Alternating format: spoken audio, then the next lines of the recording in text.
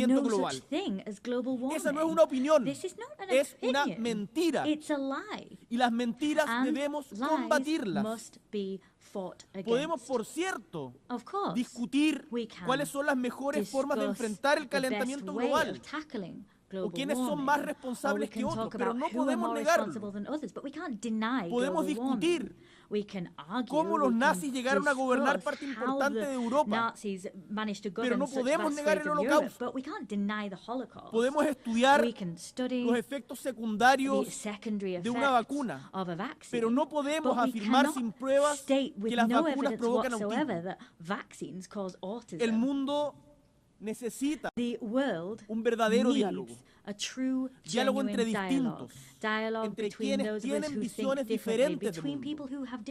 Para eso justamente fueron creadas estas Naciones Unidas, para dialogar y decidir que la barbarie no es aceptable, que los derechos humanos se deben respetar sin importar ideologías ni de víctimas ni de victimarios, que el derecho internacional es la garantía de que primará siempre la razón por sobre la fuerza. El opuesto a ese diálogo es la mentira y el silencio. Y ambos nos llevan a la soledad más profunda. Entonces, ¿cuál es nuestra tarea hoy? Trazar y caminar hacia el futuro que queremos como humanidad y trabajar por unas Naciones Unidas que nos lleven esa senda. Desde Chile nos moviliza justamente esa visión compartida en torno a la democracia, a los derechos humanos, a la justicia social, la equidad, el respeto irrestricto a la libertad de expresión, la acción climática, todos estos que se levantan como pilares de esperanza y acción para recorrer los tiempos difíciles que enfrentamos. Hoy, el mundo necesita voces fuertes y claras que defiendan el compromiso de democracia siempre, sin matices, sin excusas. Por ello, esta semana hemos convocado junto a Brasil, España y Uruguay y Colombia al segundo encuentro por la defensa de la democracia, un esfuerzo colectivo que partió justamente aquí en la ONU hace un año. Queremos construir puentes para poder identificar cuáles son las falencias de la democracia, buscar formas de corregirlas, de mejorar la calidad de vida de nuestros pueblos. No nos contentamos con apuntar lo que no nos gusta del mundo. No nos contentamos con decir esto no nos representa. Queremos proponer y defender en positivo lo que sí creemos. Dicho lo anterior, me gustaría detenerme brevemente en un tema particular. Vengo de Chile, que es un país tricontinental, que tiene un íntimo vínculo con el océano. Tenemos más de 7.600 kilómetros de costa. Y como país que mira al océano, estamos orgullosos de haber sido el primero de América y el segundo del mundo en ratificar el acuerdo BBNJ para ampliar la gobernanza oceánica más allá de las áreas jurisdiccionales, que además en las pasadas semanas cumplió con las 60 ratificaciones para que entre en vigor, y por lo tanto su primera conferencia de las partes deberá celebrarse el próximo año. Ojalá, esperamos, en los primeros meses. Quiero aquí reiterar nuestro ofrecimiento para que su secretaría se establezca en nuestra perla del Pacífico, nuestra ciudad de Valparaíso, porque creemos que este acuerdo es una oportunidad para acercar la gobernanza oceánica al sur global. Chile también es un país con vocación antártica, ese continente de ciencia y de paz. Tenemos un liderazgo materializado en inversión científica, en apoyo logístico, en campañas en el continente blanco. Gran parte de ustedes, cuando han ido a la Antártica, lo han hecho a través de Chile. Dentro de 2 semanas se reunirá nuevamente la Comisión para la Conservación de los Recursos Vivos Marinos Antárticos. Por eso, hoy hago un llamado a sus estados parte. Es tiempo de aprobar la propuesta de área marina protegida del dominio 1 en la península antártica presentada en conjunto por Chile y Argentina. No podemos dedicarnos a explotar recursos si no adoptamos medidas de conservación adecuadas, pues ello redunda en la destrucción de la vida marina de la que también dependemos nosotros. nosotros. Life, no nos olvidemos que somos parte de un mismo ecosistema. Sostener la vida en la Tierra es una tarea que debemos asumir con urgencia y con responsabilidad por quienes nos antecedieron, por quienes hoy comparten la vida con nosotros en el mundo y por las generaciones que están por venir. Estimados y estimadas, en este escenario de tensiones, de conflictos prolongados, de crisis climática y crisis humanitaria, el proceso de selección y nominación de quien sea secretario general de las Naciones Unidas adquiere una relevancia especial. Llego a esta asamblea convencido de que siempre, incluso en las condiciones y circunstancias más adversas, hay espacio para actuar de forma lúcida, colectiva, transformadora, humanitaria, que nunca la tragedia humana es inevitable. No vamos a renunciar a la esperanza de que los cambios en el mundo y que las Naciones Unidas requieren puedan suceder, porque justamente depende de nosotros. Quiero decirles que el equilibrio regional debe ser respetado en este proceso. Este es el tiempo de América Latina y el Caribe. Somos una región sin guerras, con una rica tradición diplomática forjadora de consensos y un compromiso inquebrantable con la Carta de Naciones Unidas desde su fundación. Enfrentar el desequilibrio histórico de género en las Naciones Unidas, en donde nunca un secretario general ha sido mujer, es también un tema pendiente. 80 años de historia sin que una mujer haya sido la secretaria general de las Naciones Unidas. La ONU debe reflejar los avances del mundo y reconocer que una mujer al mando no es solo símbolo de equidad, sino que representa y hace realidad que la mujer, siendo la mitad de la población, más de la mitad de la población, puede ocupar todos los espacios del mundo y que ningún espacio le está vetado. Chile quiere contribuir activamente a este esfuerzo colectivo. Y por ello es para mí un tremendo honor anunciar desde aquí que Chile nominará a nuestra expresidenta Michelle Bachelet Geria como candidata a la Secretaría General de Naciones Unidas, que además nos está acompañando en esta sesión. Michelle Bachelet no solo es una figura ampliamente conocida y respetada en el ámbito global. Es una mujer con una biografía profundamente coherente con los valores que inspiran esta organización. Ha sido jefa de Estado de Chile en 2 ocasiones, por cierto, la primera mujer. Fue también ministra de Salud y de Defensa. Fue directora ejecutiva de ONU Mujeres y también alta comisionada de las Naciones Unidas para los Derechos Humanos. Michelle Bachelet ha gobernado, ha negociado, ha sanado y ha escuchado. Su trayectoria vital combina la empatía con la firmeza, la experiencia con la apertura, and resolve, experience with openness, and she combines all of these with a proven ability to make decisions and to take action in times of mistrust and fragmentation. I firmly believe, and I know that this conviction is shared by my nation, that Michelle Bachelet is someone able to build bridges between the north and the south, between the east and the west, between urgent needs to find solutions and the urgent need to defend principles. With her leadership, the United Nations will be able to restore credibility, effectiveness, and a sense of purpose in the face of current challenges. She will build on the legacy of Antonio Guterres that I can say has given the best of himself from the good of humankind within this institution, with humility and a sense of conviction. Chile presents this candidacy with the conviction, the certainty that Michelle Bachelet will be able to make a decisive contribution to making the United Nations once more a place for meetings, place for solutions, and active hope for the world as a whole. Distinguished delegates, 80 years.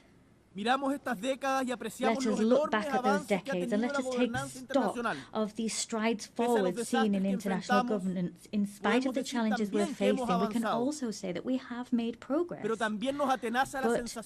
we are eaten away at by the feeling that progress is under threat. Who will draw the maps of the future?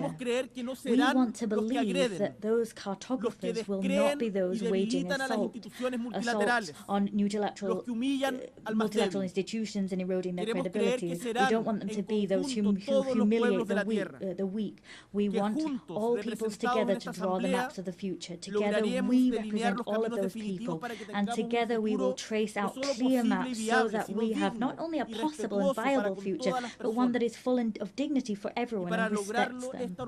And to achieve that goal, this organization, let us remember the organization that was built on the ashes of the Second World War after the failure of the League of Nations.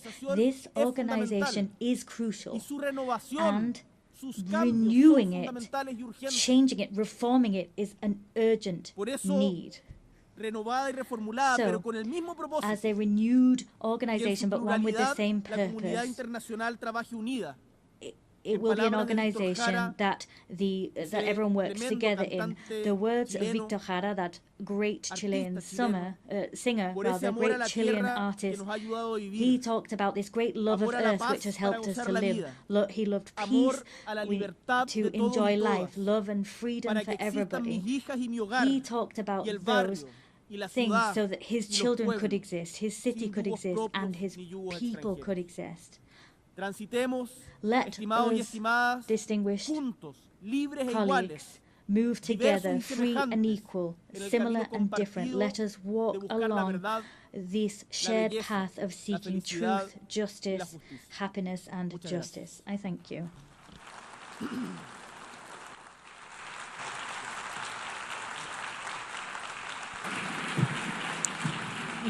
Muchas gracias. On behalf of the Assembly, I wish to thank the President of the Republic of Chile.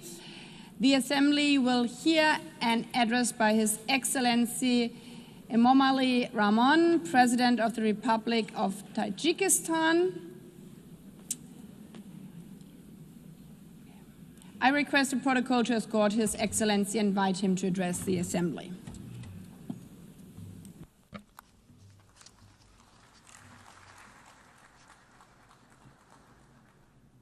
Your Excellency, Madam President, Excellency, ladies and gentlemen, today as we commemorate the 80th anniversary of the adoption of the United Nations Charter, I extend to all member states my heartfelt congratulations and best wishes on this occasion. The contemporary world is undeniably experiencing a period of instability, turbulence, unpredictability, and escalating complexity.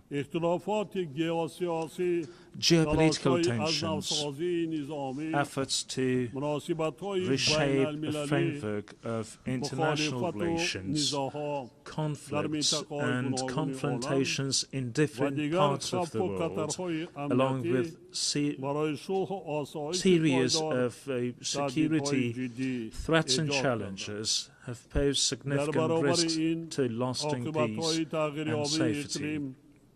At the same time, the consequences of climate change and growing social inequality impose restrictions on the process of sustainable development and sustainable global development. In such a complex and turbulent circumstances, the role of the United Nations as a platform for inclusive dialogue, cooperation and the promotion of peace and security worldwide becomes more important than ever. In this regard, our countries should make joint and consistent efforts in international practice to protect this principle, return to full compliance with international law. In this process, strengthening equal cooperation among small and large states is also considered to be an important and timely step. Madam President, Tajikistan's National Development Strategy 2030 is fully aligned with the Sustainable Development Goals, and we support a full and timely implementation of this item of global agenda. Unfortunately, developing countries, particularly those mountainous and landlocked, face multiple challenges and difficulties in achieving these goals.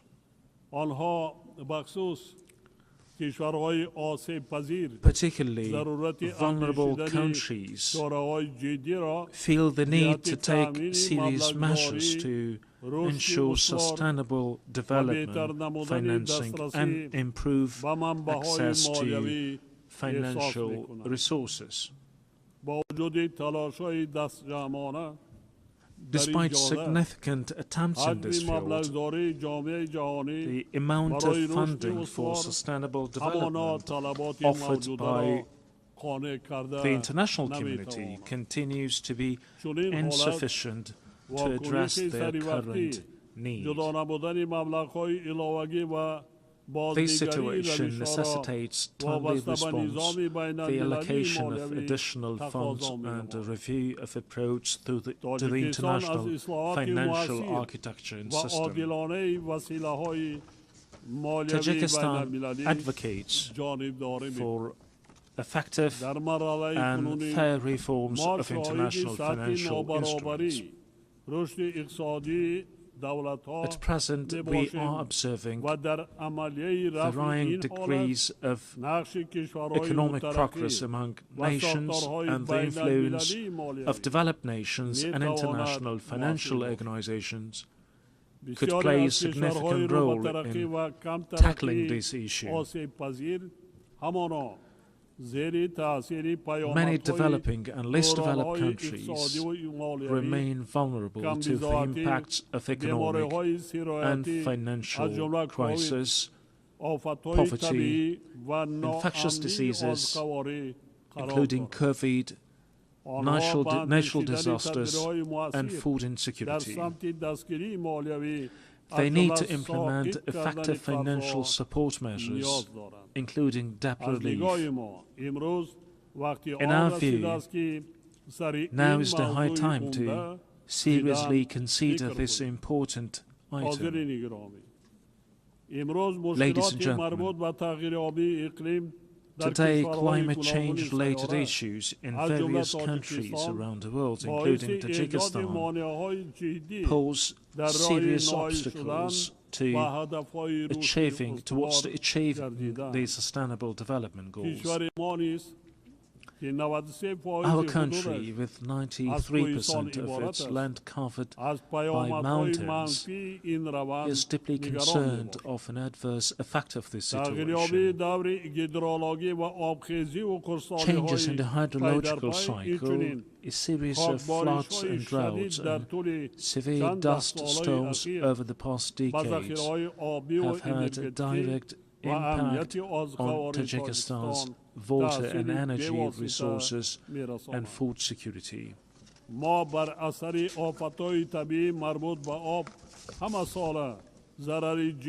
Every year we suffer tremendous material and financial losses due to water-related natural disasters. Regrettably, these phenomena often result in loss of life and the destruction of vital infrastructure. The impacts of climate change and rising temperatures have led to accelerated melting of glaciers and the deterioration of marine and ocean ecosystems. I would like to recall that Tajikistan hosted the high-level International Conference on Glaciers Preservation this summer in Dushanbe. This meeting brought the international community together to intensely deliberate on issues related to the cryosphere. It is worth noting that of Tajikistan's 14,000 glaciers, which are one of the region's main sources of drinking water, more than 1,300 have completely melted, and the rate of melting of these ices is accelerating. This is even though Tajikistan's glaciers and other water sources account for up to 60% of St. Lucia's water resources. We must not remain indifferent to the matter of addressing issues related to the source of human life, water. Distinguished delegates, ladies and gentlemen, Tajikistan plays a proactive role in water diplomacy. Our country is taking practical steps in cooperation with its international partners as a part of its latest initiative, the International Decade for Action Water for Sustainable Development 2018-2028.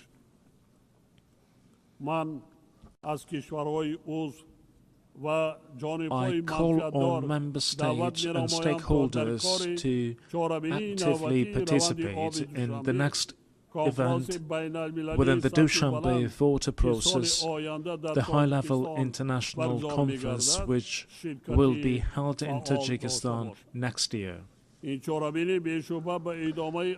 event will undoubtedly give a new impetus to our continued joint efforts within the framework of the Water Action Agenda.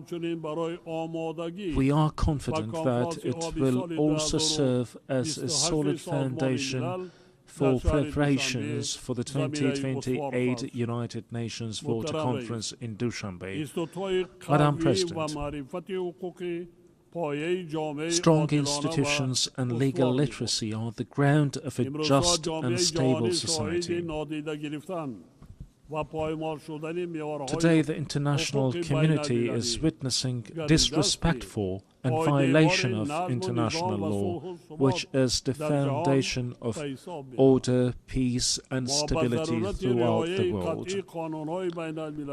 We emphasize the need for strict adherence to international law and the resolution of all disputes and disagreements within the framework of the law. Being deeply aware of this reality, Tajikistan proposes that the United Nations General Assembly considers proclaiming an International Year of Legal Literacy. We call on all member states to join this initiative and strengthen the global culture of transparency and justice. Ladies and gentlemen, the rapid adoption of digital technologies and the effective use of artificial intelligence can noticeably contribute to the achievement of the Sustainable Development Goals. I would like to extend my profound gratitude to all member states for their unwavering support of Tajikistan's proposal to adopt a special resolution entitled The Role of Artificial Intelligence in Creating New Opportunities for Sustainable Development in St. Lucia. I'm confident that the resolution adopted by the General Assembly on July 25th of this year will serve as a key instrument for the safe and equitable use of artificial intelligence in our region. We, in this context, consider the establishment of a regional center for artificial intelligence in Dushanbe to be favorable. These centre would undoubtedly facilitate an implementation of joint initiatives and projects among Central Asian countries in the field of artificial intelligence. It is worth noting that, along with the improvement of digital technologies, a number of new security threats, particularly cybercrime, is also growing.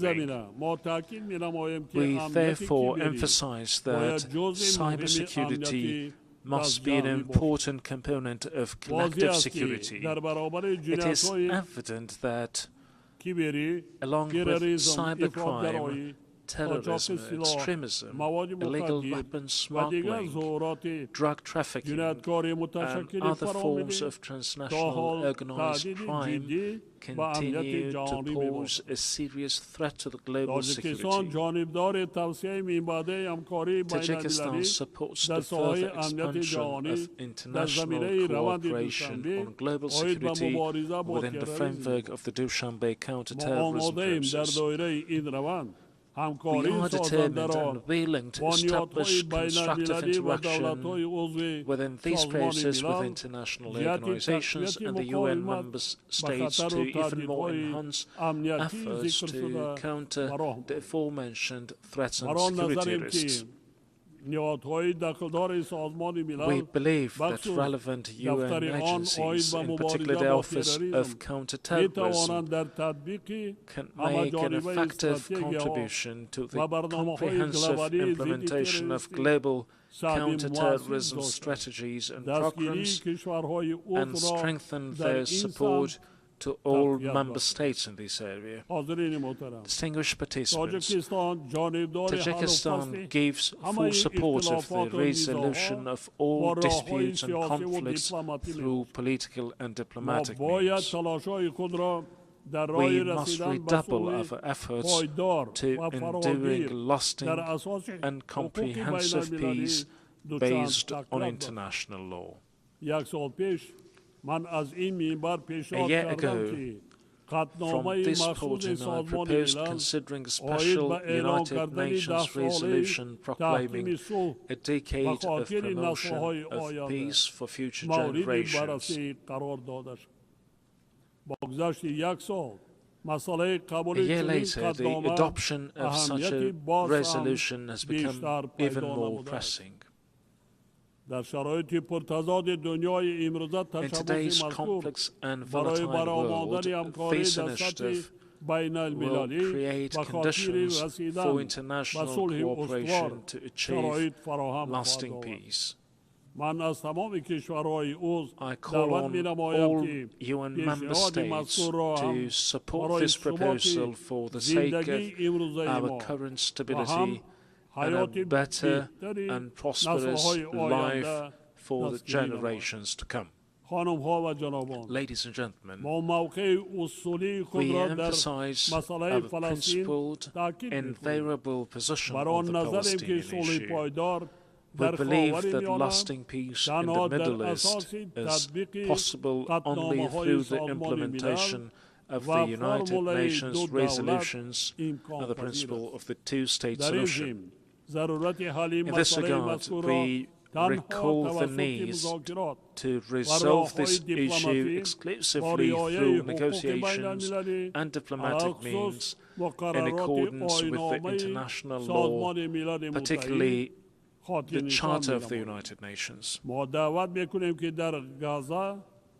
call for a lasting ceasefire in Gaza and access to humanitarian aid. Tajikistan also supports peace and stability, overall security and socio-economic development in neighboring Afghanistan. We are ready to render our full assistance in these processes and in this regard call on the international community to provide humanitarian assistance, especially to regions affected by drought and recent severe earthquakes. Distinguished participants, Tajikistan supports the comprehensive reform of the United Nations system within the framework of the UN80 initiative, UN 2.0, and the UN Secretary General's vision for a modernized United Nations. At the same time, we welcome the Pact for the Future as an important collective initiative to promote peace and sustainable development. These initiatives embody shared aspirations and will of the international community to respond to modern threats and challenges and build a solid foundation for future generations. We reiterate the need to strengthen the key and coordinating role of the United Nations in ensuring inclusive peace and security. Only with trust, cooperation and unwavering determination we can build a just, peaceful and sustainable future for all humanity. Tajikistan stands ready to cooperate with partner countries and all the United Nations member states in achieving these noble goals and addressing other pressing issues on the global agenda. I thank you for your attention.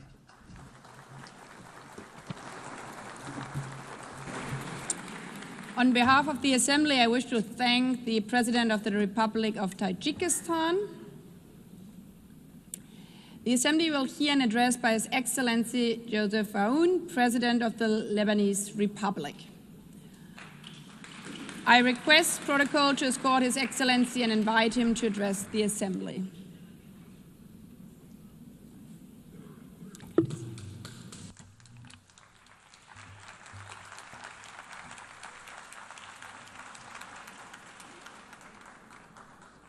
السيدة الرئيسة Madam President, السيد الأمين العام Mr. Secretary زملائي General, السيدات والسادة رؤساء الدول والوفود heads of state and أقف delegation, الآن أمامكم I stand متحدثا before عن you today السلام to talk about والتنمية peace, وحقوق الإنسان development and human rights فيما بعض at أهلي a time يقتلون when some of my fellow citizens ومناطق are من أرضي facing محتلة death. Parts of my country ووطني are وشعبي under occupation, معلقان and بين while الحياة my والموت. homeland and my people live in تعيدني هذه uncertainty. الدوامة This situation 77 takes me عاما back في some الزمن 77 years إلى ago لجنة صياغة to the الإعلان drafting العالمي committee of the لحقوق Universal الإنسان Declaration of Human عام Rights in 1948 1948.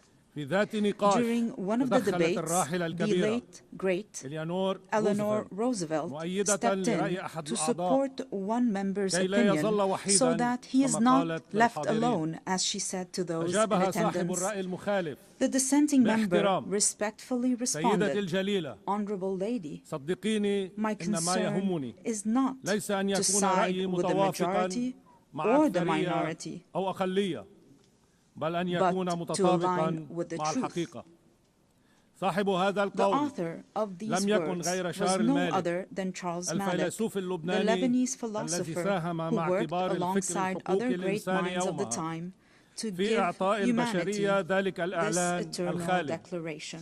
والذي He أعطي was شرف also رئاسة granted هذه the honor الجمعية of الموقرة presiding over this بين august عامي assembly from 1958 1958 to و 1959 1959 to ممثلا لبلاد represent my لبنان. country, Lebanon. السيدة الرئيسة Madam السيد الأمين President, العام Mr. Secretary زملائي General, السيدات والسادة colleagues, ladies and gentlemen, أستذكر هذه I الواقعة recall اليوم this incident today, أولا first, لأعبر to عن express إحساسي my بالشرف profound الكبير sense of pride and وبالمسؤولية my الأكبر heightened sense وأنا of أقف responsibility أمامكم as للمرة I الأولى stand before you today رئيسا for the للبنان first time in وفي my السنة capacity as 80 President من of تاريخ Lebanon هذه on the المنظمة 80th العظيمة. anniversary of this great وثانيا organization. لأن Second, دورتنا هذه because our مخصصة للبحث session في العلاقات focuses on المتلازمة examining بين the ثلاث inherent فصائل relationship فضائل between بشرية three human السلام virtues, والتنمية peace development, and human rights.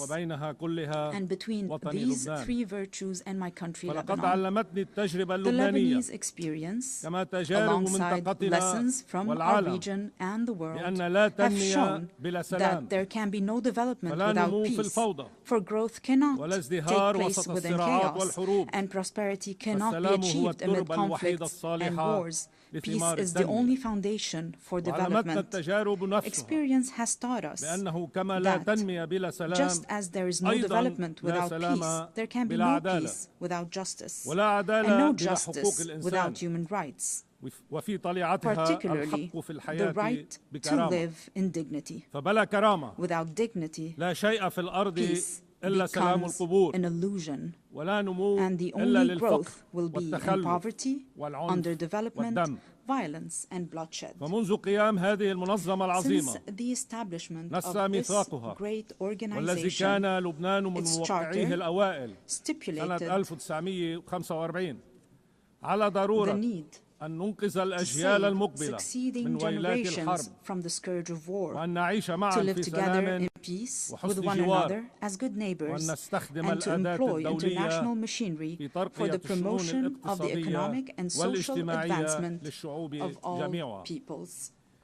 These noble principles remained on paper for 80 years as the blood of our people was spilled on the ground. The reasons might be numerous.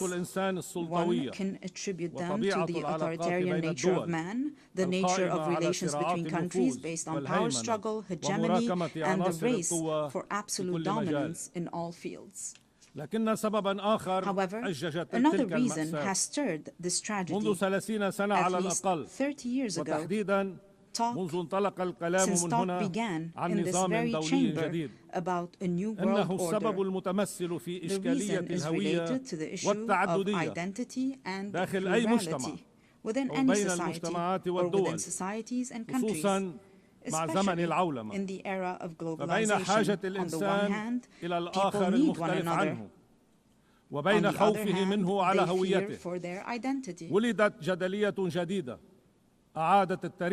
This led to an emerging issue that drove humanity back to the path of conflict. Let us acknowledge here that religion remains a primary factor in defining the identities of human groups.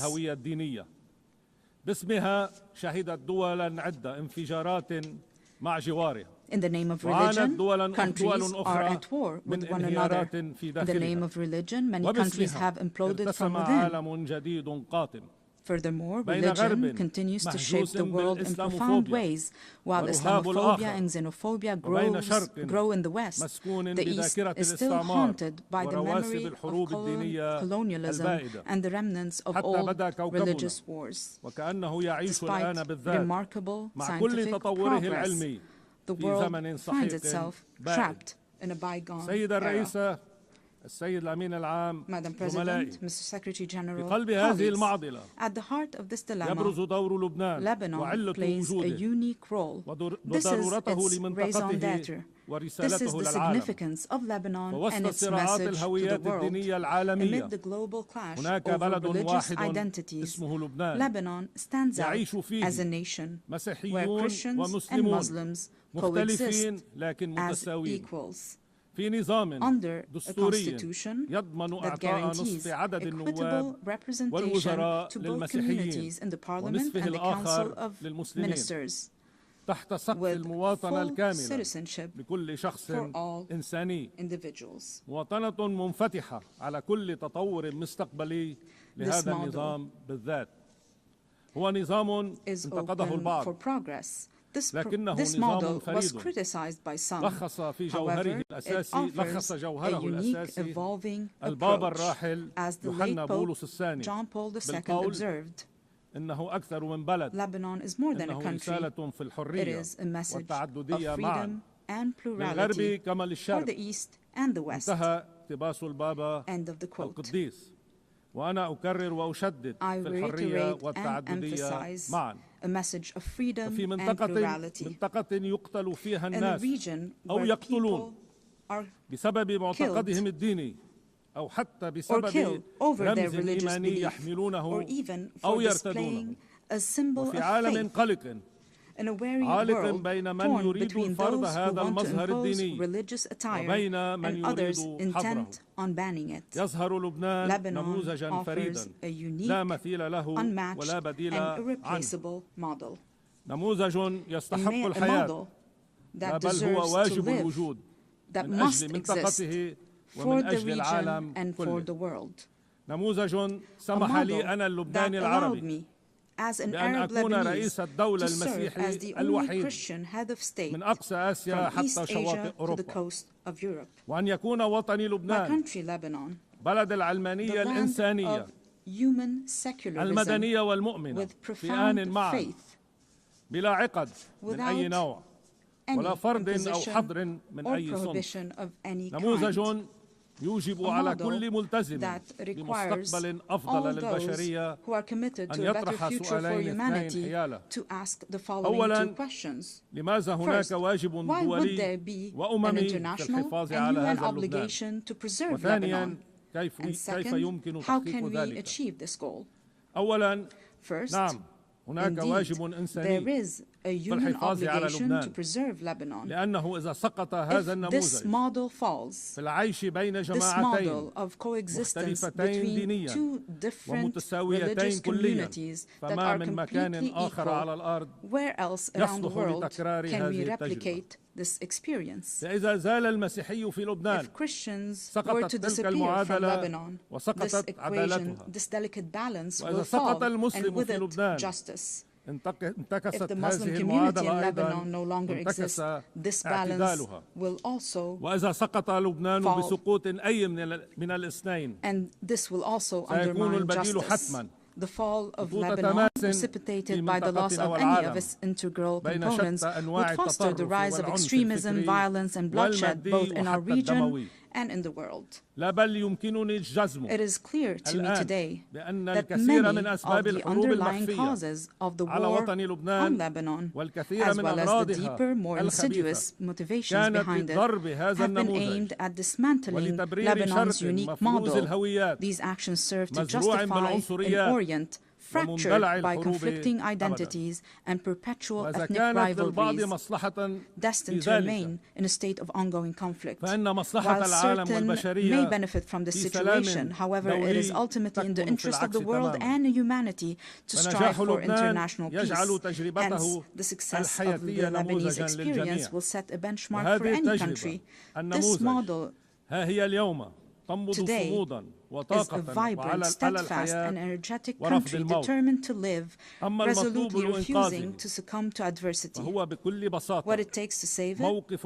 Simply a clear and firm stand in words and action aimed at liberating all the Lebanese territory and securing the exclusive sovereignty of the Lebanese state, enforced solely by its legitimate and legal armed forces over its land. This is the unanimous will of the Lebanese people since the Declaration of November 27, 2024, which was adopted with the support of the United States and France and this very organization as a mechanism to enforce UN Security Council Resolution 1701. I reaffirmed this commitment in my inaugural address following my election as president in January 2024. It was also approved by the government in its ministerial statement of February 2024. إلى مفاوضاتنا الأمريكي دونالد ترامب السفير توم باراك Ambassador Tom Barak, إلى وضع ورقة لضمان الاستقرار الكامل على أرضنا. ما زلنا نلتزم بأهدافها ونأمل أن يلتزم المعنيون بها على حدودنا. هذا كل ما يطلبه لبنان. أما الباقي فدعوني أصارحكم به أكثر. Let me be more frank. واسمحوا لي أن أفتخر بعض الشيء ببلدي وشعبي. To feel some pride فهما for my country and my people, for they do deserve it. والسادة. Ladies and بلد gentlemen, استثنائي we فعلا. are truly an exceptional country by all measures. نحن بلد يستقبل سنويا من أبنائه المنتشرين حول العالم from the Lebanese أكثر من diaspora ثلث مقيميه. the equivalent of a third of the country's residents. This underlines the unwavering connection between the Lebanese people and their homeland. There is hardly a major project in our region that does not bear the signature of a Lebanese person, nor a cultural or artistic event that lacks a Lebanese imprint. In fact, it is almost certain that Lebanese contributions can be found in every significant endeavor among the member states of this distinguished organization. One could scarcely find a nation that does not have within its borders a member of the Lebanese diaspora who is engaged, productive, and creative. These individuals integrate harmoniously with their host societies. We, ladies and gentlemen, are a country capable of embracing modernization, and we have started already implementing a gradual program of financial and economic recovery. Together with an independent financial audit, a fair restructuring of the banking sector, and the modernization of the administration, we have also taken on the fight against corruption and organized crime to rebuild the trust of the Lebanese people in their state and the world's confidence in Lebanon. Simultaneously, we have launched legislative and institutional reforms consecrating the independence of the regulatory bodies of the state's productive sectors and enhance the independence of the judiciary aligned with international standards in the fight against money laundering and the financing of terrorism. Our government has also recently joined the United Nations Convention on Biological Diversity, in line with our history of commitment to the principles of international legitimacy. We are also set on advancing public freedom, combating hate speech, and empowering young men and women in the decision-making process. We can only be prosperous if all our citizens live in dignity. Ladies and gentlemen, our country is dedicated to investing in quality education, and we are expanding today this investment to encompass a knowledge economy. Lebanon is also an essential crossroad for global trade corridors.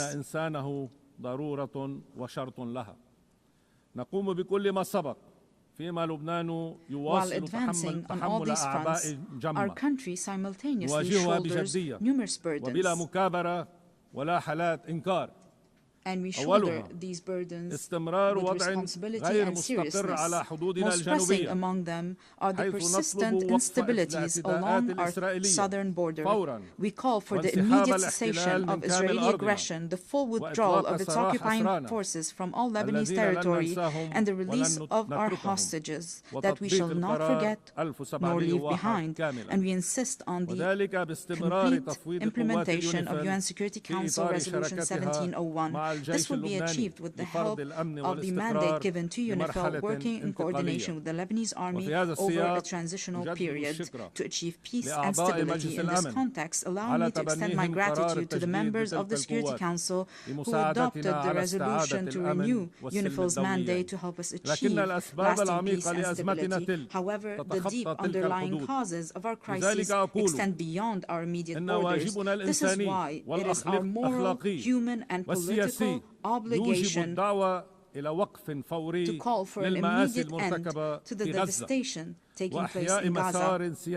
We urge the revival of a new political track aimed at finding a just and permanent solution to the Palestinian question based on the resolutions of international legitimacy, the principle of the two-state solution, ensuring the right of both states to a secure and dignified existence, as ratified by your General Assembly with a majority of 142 states out of 164 states in the New York Declaration. The second major burden Lebanon is carrying now is the unprecedented displacement situation taking place on its soil, which, measured by capita, stands as the largest in history. Lebanon looks to the United Nations and its specialized agencies, as well as to the Syrian authorities, to address this critical issue. Through direct negotiations and with the support of the Kingdom of Saudi Arabia, we aim to reach comprehensive understandings and agreements across different aspects of our bilateral relations, the goal being the dignified and safe return of the displaced Syrian citizens, as well as the restoration of the special relations between Lebanon and Syria in good neighborliness and close cooperation in various fields, overcoming the misunderstandings of the past. The third burden crippling us today is the reconstruction of Lebanon following the Israeli aggression on our soil, especially with respect to the infrastructure necessary for the return of the Lebanese Authority to the Lebanese border towns and to the rebuilding of homes and villages bulldozed and demolished by the aggression. For there will be no stability if it is not rebuilt and its beauty restored. Furthermore, there is the issue of providing the necessary means to our legal armed forces so that they may take on the task of defending and safekeeping our national integrity. We remain hopeful about the public initiatives to organize international conferences dedicated to that purpose. Ladies and gentlemen, Lebanon does not seek special privileges or favors. Indeed, it calls upon the international community to act with responsibility, fairness, and equality, thereby enabling Lebanon to reclaim its role as a land of freedom and plurality. This very spirit underpinned the Distinguished Assembly's resolution on August 16, 2019, to grant Lebanon's request to establish the Human Academy for Dialogue and Conversions within its borders. A resolution that was for a time overshadowed by the many crises Lebanon has faced in recent years. Today, Lebanon is intent on reviving this vital initiative. Our intention is both to reassure ourselves and to send a message to the world. Lebanon is returning to its rightful place, both within the international community and among the nations gathered at the United Nations, a true platform for human values and the advancement of humanity. In closing, I reiterate the opening theme of my message. While I stand here today advocating for peace, my countrymen are being killed. The conflict is still very fierce between Lebanon being a land of life and joy and a platform that spreads both values to the region and the world, and Lebanon being a place of sorrow and wars, spreading both woes to the region and the world. We in Lebanon have made our choice. We choose to be a land of life and joy, and we shall abide by it. I call upon you all, for the sake of peace in our region, for the good of humanity, stand with us. Do not abandon Lebanon. I thank you.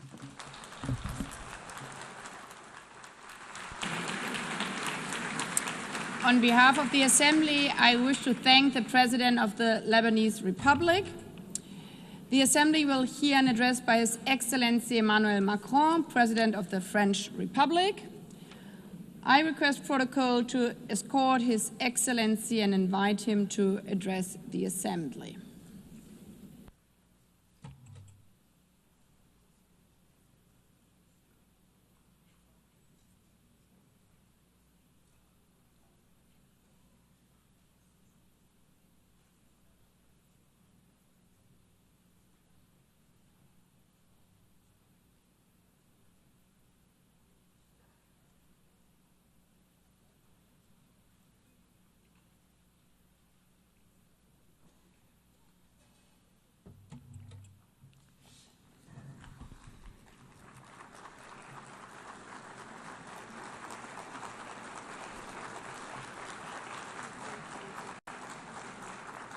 Madame la Présidente de l'Assemblée générale, Monsieur le Secrétaire général, Madame la Secrétaire générale adjointe, Monsieur le Secrétaire général adjoint, Mesdames et Messieurs les chefs d'État et de gouvernement, Mesdames, Messieurs les ministres, Mesdames, Messieurs les ambassadrices, ambassadeurs et délégués, je suis heureux de m'exprimer une nouvelle fois devant vous lors de cette 80e session de l'Assemblée générale des Nations Unies. 8 décennies que nous avons voulu consacrer au service de la paix, du développement, des droits humains. 80 ans qui nous obligent à mesurer le chemin parcouru et à adapter notre pas à la marche du monde. Le 26 juin 1945, nous adoptions la Charte des Nations Unies après 2 guerres mondiales, alors que les combats faisaient encore rage en Asie, que la décolonisation était à peine entamée, que l'Union soviétique étendait son empire et que nous comptions les morts par millions et découvrions l'horreur de la Shoah.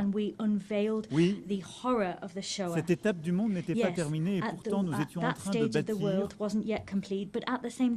à coup de résolution et de détermination, cette volonté de préserver les générations futures du fléau de la guerre et proclamions notre foi dans les droits fondamentaux de l'homme et nous nous engagions à créer les conditions de la justice, à favoriser le progrès social, à pratiquer la tolérance et à vivre en paix les uns avec les autres. Nous ne rêvions pas et en convoquant ici notre passé, ce que nous étions il y a 80 ans, j'ai envie de vous dire ce soir, nous avons le droit de rêver. Parce que notre monde d'aujourd'hui mérite la même détermination à agir ensemble. Nous étions 51 à San Francisco et ce sont désormais 193 États membres qui siègent dans cette assemblée. Les textes qui font notre organisation posent clairement les principes de l'action collective. Ils expriment des valeurs communes. Ils définissent des procédures robustes. Et je sais pourtant combien les frustrations sont là, que nourrit la représentation inégale des États, en particulier au Conseil de sécurité. Et c'est pourquoi je soutiens avec force son élargissement, sa réforme, en particulier son élargissement pour le continent africain. Je sais aussi combien les équilibres politiques, économiques et sociaux ont évolué et que de nouveaux acteurs ont pris plus de responsabilités et qu'une multitude s'interroge sur la promesse des Nations Unies, sa réalité et son bénéfice. Ne nous mentons pas, ce 80e anniversaire n'est pas une fête. Les conflits armés se multiplient, internes ou internationaux, étatiques ou provoqués par l'action criminelle et terroriste. Et les belligérants bafouent délibérément les conventions de Genève, comme si l'horreur servait la vengeance ou la terreur la victoire. Gaza, l'Ukraine, le Soudan, Haïti, la Birmanie, la République démocratique du Congo. La liste est aussi longue qu'insoutenable des violences que subissent les populations dans ces territoires de guerre. De grandes transformations sont aussi en cours pour nous tous sur cette planète. Le changement climatique n'est pas maîtrisé, l'effondrement de la biodiversité se poursuit. Les efforts que la plupart d'entre nous sont prêts à faire se heurtent au cynisme de quelques-uns qui peuvent faire la différence mais s'y refusent encore. Et nous voyons l'accélération des technologies qui ouvrent d'immenses horizons, d'immenses opportunités, mais laissent aussi le champ libre à des forces d'autant plus dangereuses qu'elles ne sont pas régulées. Nous voyons le commerce mondial qui vit l'heure des guerres tarifaires, lesquelles s'ajoutent aux déséquilibres mondiaux. Cette alarme n'éteint pour autant pas l'espoir. Out loud, but that doesn't extinguish hope. Our divisions n'empêche pas que la Syrie s'est libérée de la dictature, que l'Ukraine tient bon et que la paix est possible dans la région des Grands Lacs. Nous avons aussi approuvé des traités et des accords ambitieux que certains pensaient impossibles. Un traité sur les pandémies, un traité pour protéger la haute mer, un autre pour financer le développement. C'est bien que la complexité du monde n'est pas une raison de renoncer à nos principes et nos ambitions. En quelque sorte, nous vivons un moment paradoxal où nous avons besoin, plus que jamais, de restaurer l'esprit de coopération qui a prévalu il y a 80 ans. Et où pour autant nous sommes en train de nous diviser. Et où il faut bien le dire, les divisions au sommet de l'ordre mondial. La fracturation du monde nous freine dans notre capacité collective à régler les grands conflits du moment ou à relever les défis qui supposent de nous entendre. La France est fière de compter parmi les peuples des Nations Unies et rend hommage à tous ceux qui les servent. Soldats sous casque bleu qui maintiennent la paix où personne ne va plus. Travailleurs humanitaires et personnels de santé qui se portent secours des plus fragiles. Juristes, observateurs, rapporteurs qui témoignent de la réalité, imposent la force du droit et préviennent l'arbitraire. Je voudrais ici aussi parler de tant et tant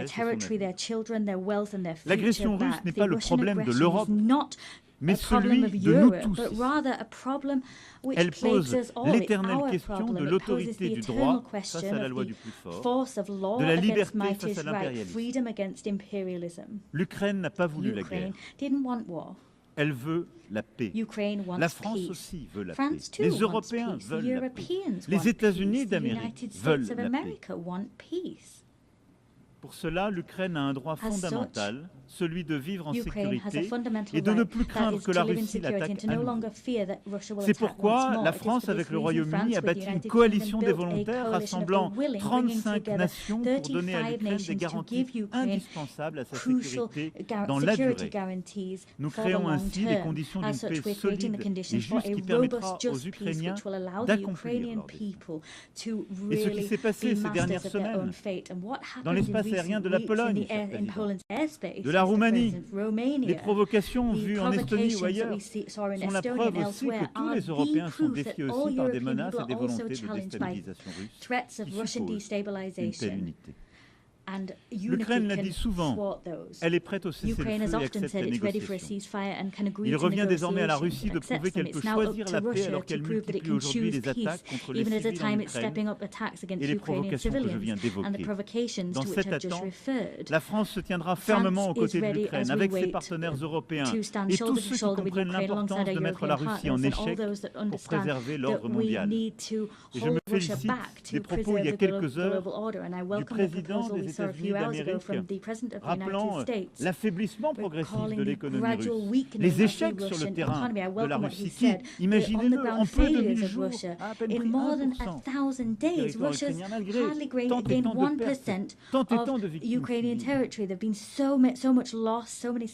je me félicite de voir que le président américain croit dans la capacité de l'Ukraine pas simplement à tenir, mais à faire valoir ses droits avec nous.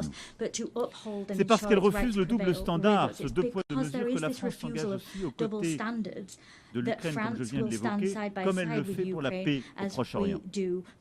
Hier, nous avons adopté un plan crédible pour mettre fin à la guerre à Gaza, préserver une solution à deux États, Israël et la Palestine, permettre la libération de tous les otages et sauver tant et tant de vies. Nous avons tracé un chemin vers la paix qui nécessite avant toute autre chose que les otages encore détenus par le Hamas soient libérés, que les frappes sur Gaza cessent. Et je suis heureux que l'Arabie Saoudite et la France aient convaincu un grand nombre de membres de cette Assemblée de signer la déclaration de New York. Nous sommes 142 membres de cette Assemblée. Attendre la main pour bâtir un chemin de paix. La paix immédiate, libération des otages, la stabilisation de Gaza, la démilitarisation et le démantèlement du Hamas, et une reconnaissance réciproque de deux États et un État de Palestine démilitarisé, reconnaissant Israël, et un État d'Israël reconnaissant un État de Palestine. Et tous les États de la région qui ne l'ont pas encore fait, reconnaissant ainsi l'État d'Israël. Par cette reconnaissance qui est en fait un chemin vers la paix, c'est aussi la stabilité de la région tout entière que nous cherchons à bâtir. Il ne peut pas y avoir de sécurité, de stabilité pour Israël si c'est une guerre permanente avec tous les voisins qui conduisent. Paix avec la Palestine, en Cisjordanie et à Gaza, et à travers Jérusalem. Paix au Liban, où la lutte contre le terrorisme ne peut pas se faire au détriment de la souveraineté des Libanaises et des Libanais. Et c'est pourquoi je me félicite du travail que nous avons conduit main dans la main avec les États-Unis d'Amérique, avec les Nations Unies et la FINUL pour bâtir ce chemin qui permet de restaurer la souveraineté du Liban, remettre les forces armées libanaises en situation avec l'appui de la FINUL de retrouver point à point cette souveraineté et évidemment de bâtir ce monopole des armes qui seuls peuvent être détenus par les forces armées libanaises. Le Liban respire mieux quand le Hezbollah est moins fort, le Liban respirera encore mieux quand l'ensemble des caches d'armes, quand l'ensemble des armes détenues par le Hezbollah seront reprises à la main des forces armées libanaises. Il n'y a pas d'autre choix. La France réunira prochainement une conférence de soutien à la reconstruction du Liban et nous appuierons aussi la conférence que nos amis saoudiens tiendront en soutien aux forces armées libanaises. De la même manière, la Syrie doit retrouver son unité et sa souveraineté. La Syrie est plus libre depuis que le régime d'Assad est tombé. J'ai reçu le président de la transition à Paris, je le reverrai demain avec plusieurs États de la région. Nous œuvrons pour que la Syrie puisse respecter toutes les composantes de sa société civile, qui en font la force, la sève. Et en même temps puisse, en retrouvant cette unité, retrouver la pleine maîtrise, elle aussi, de sa souveraineté. Et puis, la région ne pourra être en paix que si le programme nucléaire iranien, qui a été partiellement détruit, est à nouveau pleinement contrôlée. C'est pourquoi la France, l'Allemagne et le Royaume-Uni ont déclenché d'un accord commun le processus menant au rétablissement de toutes les sanctions internationales prises précédemment contre l'Iran. Celui-ci porte seul la responsabilité de manquer à ses obligations, mais peut encore décider d'ouvrir les portes à l'AIEA, de faire la lumière sur son stock d'uranium enrichi et d'accepter de nouvelles négociations. Les prochaines heures seront déterminantes. Soit l'Iran fait un geste, se réengage dans un chemin de paix et de responsabilité, permettant de retrouver ce chemin et à l'AIEA de faire son travail et au stock d'être ainsi transféré. Soit les sanctions devront s'appliquer. J'aurai l'occasion d'en entretenir demain avec le président Sur chacune de ces questions cruciales, la France avance des solutions concrètes. Le plan pour que cesse la guerre en Ukraine existe. Le plan pour faire la paix au Proche-Orient existe. Le plan pour remettre sous contrôle le programme nucléaire iranien existe. Le plan pour retrouver la pleine souveraineté du Liban existe.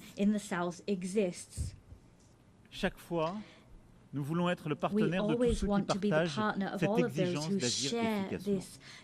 Pourtant, le risque existe aussi que nous nous lassions d'agir et détournions le regard de trop de détresse. La tragédie humanitaire en cours au Soudan est sans doute la plus grave de toutes aujourd'hui. Il nous appartient collectivement de nous mobiliser, comme nous l'avons fait à Paris en 2024. Coordonnons nos efforts pour agir ensemble, pour que les belligérants acceptent la négociation et remettent le pouvoir aux civils. De la même manière, dans la région des Grands Lacs, la souveraineté et l'intégrité territoriale de la République démocratique du Congo doivent être respectées. Il faut rendre l'espoir à la population des Kivu et aux centaines de milliers de personnes qui ont été déplacées. Et c'est aussi pour cela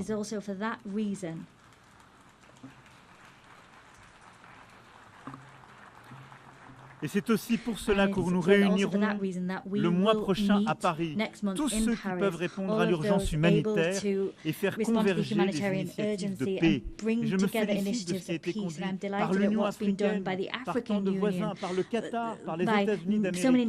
Mais l'urgence humanitaire, là aussi, est indispensable. Nous ne devons oublier aucun de ces conflits. Nous n'avons pas le droit à aucun moment de nous décourager. Cette capacité de sursaut, c'est notre force, c'est ce qui nous a rassemblés il y a 8 décennies. Nous n'avons aucun droit à la fatigue dans ce moment que nous vivons. Ayant égrené, sans être pour autant complet, tant de crises, je regarde avec vous lucidement le monde dans lequel nous vivons. Nous voyons partout les risques de prolifération revenir et les nouvelles menaces sans cadre collectif réémerger. L'urgence est aussi à rebâtir un cadre très fiable pour lutter contre toute prolifération nucléaire, de reconstruire un cadre crédible pour recontenir les menaces et les proliférations balistiques. Je n'oublie pas les menaces chimiques, bactériologiques, et je n'oublie pas les risques nouveaux, ceux qui impliquent l'intelligence artificielle, le quantique, le cyber ou le spatial. Autant de menaces sur lesquelles nos cadres existants communs ont été affaiblis ces dernières années. Parfois parce que certains les ont rendus caducs, d'autres fois parce que les règles de vérification n'ont pas été dûment observées, aussi parce que l'accélération technologique fait que celle-ci, ses capacités d'innovation vont plus vite que nos cadres existants. Sur tous ces points, nous n'avons pas le droit de céder. Et notre responsabilité est d'avancer et de bâtir ce cadre de paix indispensable. C'est la même exigence d'efficacité, ce même multilatéralisme efficace qu'il nous faut avoir sur les grands défis globaux qui sont les nôtres. Je sais l'attention que le secrétaire général y accorde et je veux le remercier de l'ambition qu'il affiche pour notre organisation au travers de l'initiative ONU 80. Et je partage cette préoccupation. Oui, il nous faut dans ce moment de désordre que j'évoquais pour les grandes questions de paix et de guerre, ne pas oublier que nous avons tant de défis globaux qui supposent le même esprit de coopération. Regardons en face nos grands déséquilibres mondiaux qui touchent toutes les économies, certes les plus riches, au nom de l'une d'entre elles. Mais encore plus, les pays à revenus intermédiaires, les pays